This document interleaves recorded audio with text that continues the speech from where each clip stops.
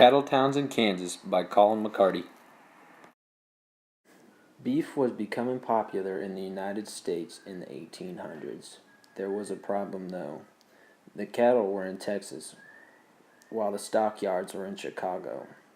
This was the time when cowboys started to be used to take the cattle from Texas to railroads in Kansas so that they could get to Chicago so that the United States could have their favorite beef.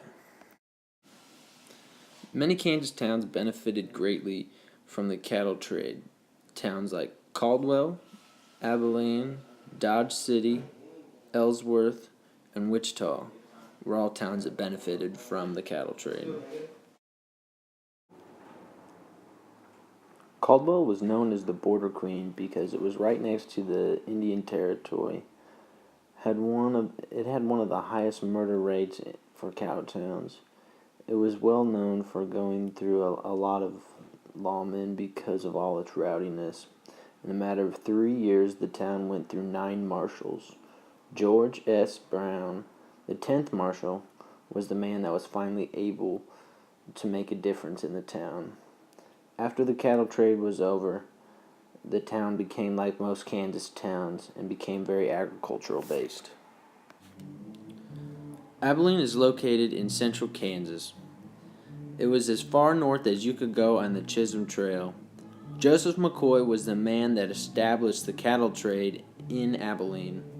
The city tried to not be like other rowdy cattle towns, so whenever someone came into the city, they had to check in their guns.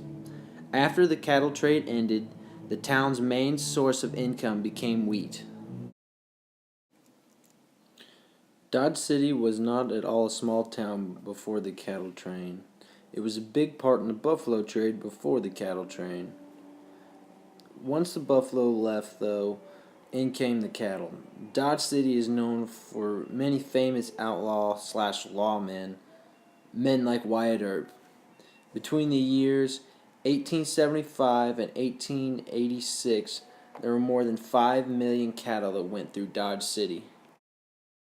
Ellsworth was a booming town before the cattle trade started.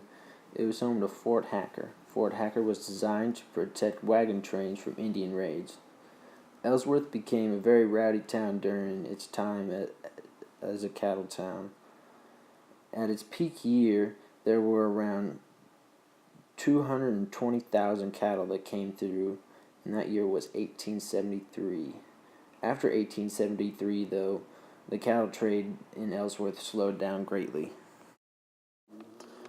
Wichita's cattle trade started because of 2 men, James Meade and Jesse Chisholm.